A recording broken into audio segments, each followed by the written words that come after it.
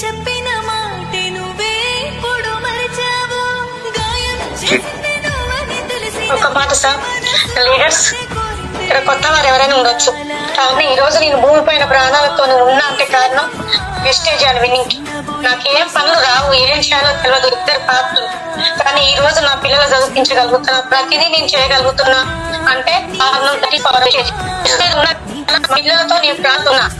నాకు లేకపోతే ఇలా మా ముగ్గురు ప్రాణాలు కూడా ఉండకపోయే సార్, ఖచ్చితంగా చెప్తున్నా సార్ ఈ మాట అయితే. నేను మీ సార్ మెయింటైన్ చేసేది అక్కడ ఎంత వచ్చింది అక్కడ షాప్ లో సార్?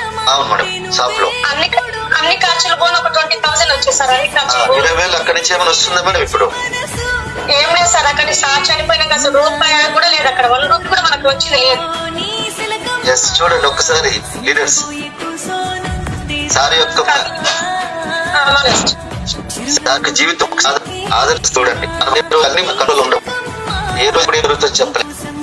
సో అందుకే ఒక్కసారి శాంతి మేడం, శంకర్ సార్, సో మీ యొక్క జీవితమే అందరికీ నిదర్శనం. So thank you madam.